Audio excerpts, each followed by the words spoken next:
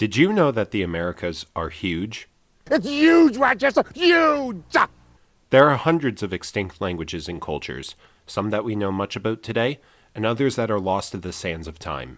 In continuation of the Extinct Languages We Should Bring Back series, I knew I needed to cover the Americas, but I wasn't sure how.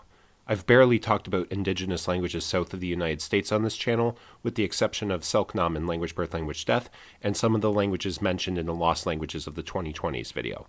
Fortunately, many of the extinct languages of the Americas have a large surviving lexicon. Unfortunately for this video series, that means a lot of the languages with a large surviving lexicon are already undergoing revitalization efforts.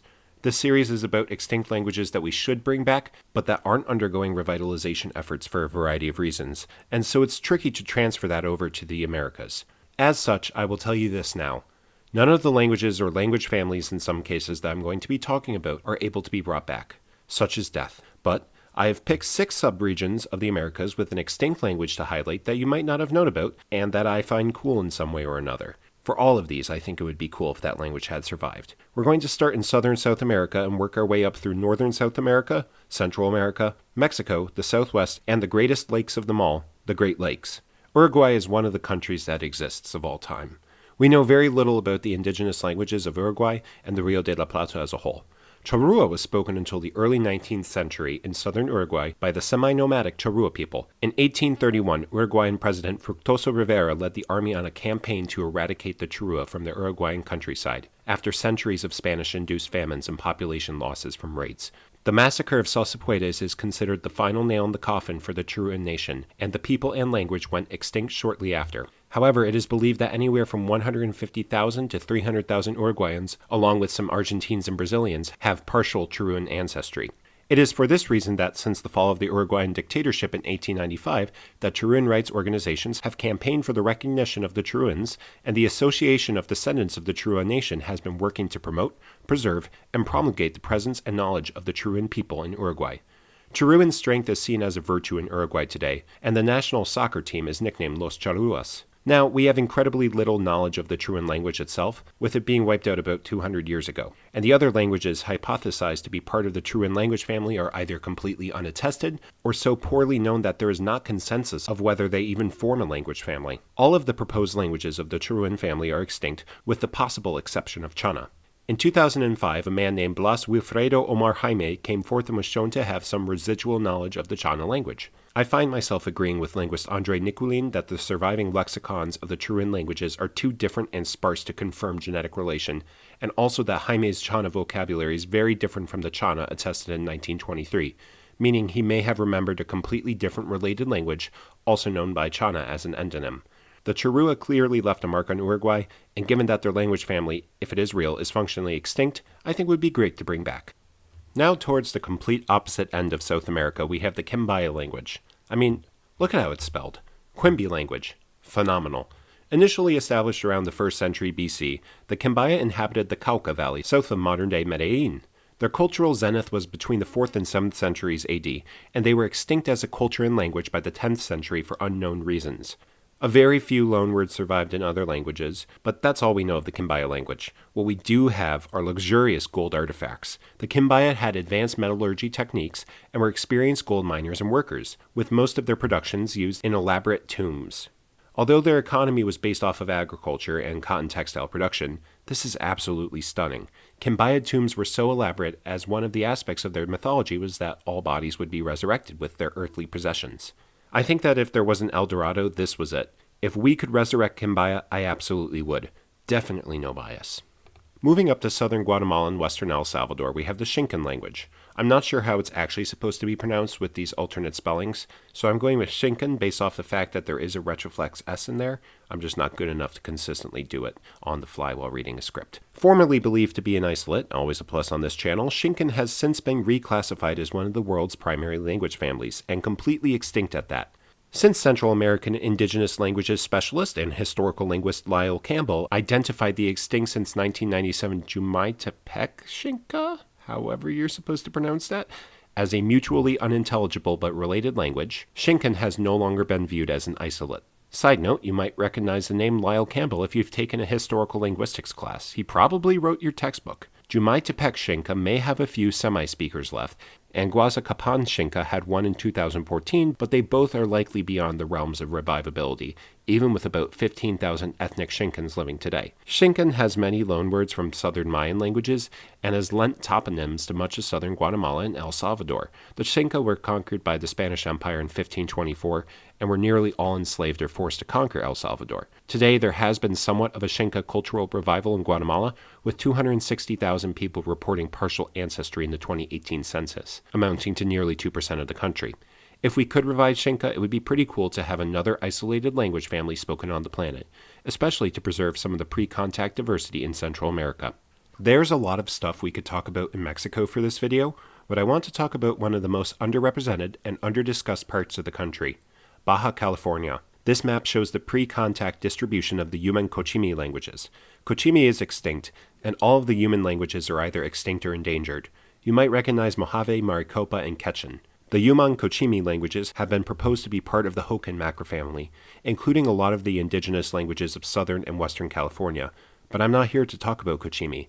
I'm here to talk about this blank part of Baja California. This is where, until the mid-1700s, the Waikura or Waikuri language was spoken, with the even less attested Periku language to its south. Waikura or Periku are believed to be language isolates for a number of reasons, and Waikura should not be confused with the Waikuruan languages of Paraguay, Argentina, and Brazil. The Waikura were nomadic hunter-gatherers, and their name is believed to come from the Periku word meaning friend. We have some attestations of the language, notably from the period of 1751 to 1768, collected by Jesuit missionary Johann Jakob Begert. We have some vocabulary and a little bit of grammar, enough to tell that Waikura was heavily polysyllabic. Periku is even less attested, with only 4 surviving words and a few toponyms surviving. Both were extinct at the latest by 1800. Waikura and Periku are believed to be language isolates, and some of the oldest languages spoken in the Americas alongside Chumash and Yucan languages. Due to the uniqueness of their vocabulary, a genetic base predating the Uto-Aztecans, proposed Hocoans, and proposed Panuchians, and distinct physiogeny from other indigenous groups in the area. Notably, the Waikura and Periku had very short statures and dolichocephaly, reflecting their long genetic distance from other groups and ecological adaptations. Their short stature and dolichocephaly likely evolved from a mix of poorer food options and a need for easier heat dissipation in the arid hinterlands of Baja California. This is definitely a topic you have to toe the line on, but I think there is a genuine academic reason to note it, and it provides much needed insight to the plausible origin of the Waikura and Periku. If they are indeed some of the most ancient and genetically distinct peoples of the Americas, then I think it goes without saying that it would be cool if their languages could be revived. Let's talk about Texas briefly. The Cotoname of the Rio Grande Valley spoke a language isolate that went extinct around 1900. We have some vocabulary of the language, enough that it has been contentiously proposed that the Cotoname language was related to the Comecrudan and Coahuilteco languages, Coahuilteco being the name origin of Coahuila State. It has been proposed that this proposed Pacuan language family is a branch of the aforementioned proposed Hokan language family. Although the ethnicity is extinct, if we can magically revive Cotoname, it could bring some much-needed evidence for the clarification one way or another on the validity of the Hokan macrofamily. Last up in this video, the Attawandaron are best known in English as the neutral nation, but I am not going to be calling them that because then we're just making jokes about having a neutral language. Okay, it is kind of funny. Now, living in Western New York, when I hear land recognitions, which are admittedly contentious in American society and something that I want to make a video about someday, they are always something along the lines of, this is the traditional land of the Seneca Nation. This is not true. The original inhabitants of Buffalo and Western New York were the Wenwodon, Erie, and Attawandaron, all Iroquois peoples not in the then Five Nations Confederacy. In the early 1600s, the Attawandaron were established in southern Ontario with a population established in modern Buffalo, sandwiched between their Wenwodon and Erie allies. French traders noted the complexity of their agrarian homesteads and hunting techniques compared to other Algonquin and Iroquois peoples in the region. Since they were not at war with Algonquin or Huron groups in the early 1600s, the French called them the neutral nation, which stuck. In 1616, they were estimated to have 40 villages and an army of 4,000 warriors, mostly engaging with the hugely populous Mascoutin of eastern Michigan. This conflict and an epidemic in the 1630s reduced their population to 40 villages of 12,000 people. The Attawandaron were attacked and massacred alongside the Wenwodon and Erie peoples by the Seneca Nation and other Haudenosaunee warriors during the Beaver Wars, when trade conflicts between the then Five Nations Confederacy allied with the Dutch and then the English, and nations allied with the French led to Haudenosaunee expansion and acts of genocide. The first to fall were the Wenwodon, who were annihilated in 1639 after allying with the Wendat, or Huron Nation. The survivors fled there. Then, in 1648, the Haudenosaunee Confederacy attacked the Huron, killing and capturing thousands over a brutal set of winter raids, with most being killed, forcibly assimilated into the Mohawk Nation, or fleeing and joining the Iroquois and Petun Nation by Georgian Bay. The Haudenosaunee then turned their efforts to the Attawandaron and Erie nations. The war against the Attawandaron was long and brutal. Thousands were killed, and many more were captured and enslaved by the Seneca Nation. They were completely driven from their homeland, and their survivors dispersed. The last reference to the Attawandaron as a nation is from 1653. The Haudenosaunee then attacked the Erie, a conflict that took 2 years and resulted in the complete annihilation of the Erie Nation, as they refused to disperse westwards. The Beaver Wars subsided mostly by the end of the 1600s, and a French-brokered peace agreement between 1,300 representatives of 39 nations was signed in 1701, known as the Great Peace of Montreal. The Attawandaron, Wenororodon, and Erie have been extinct for nearly 400 years. They cannot be brought back, and with only a handful of surviving words, their languages cannot be properly studied. But I think if we could bring them back, we should, because they are the original people and languages of the land that I call home. Thank you for watching this video. I want to give a special thank you to my supporters on Patreon, who help make making videos on this channel possible. Special thanks to John Costello, KT, Addie, Andrew B., Eden, Cactus, The Wub, Alexis, Elijah, and Fate Fioka. See you guys in the next video.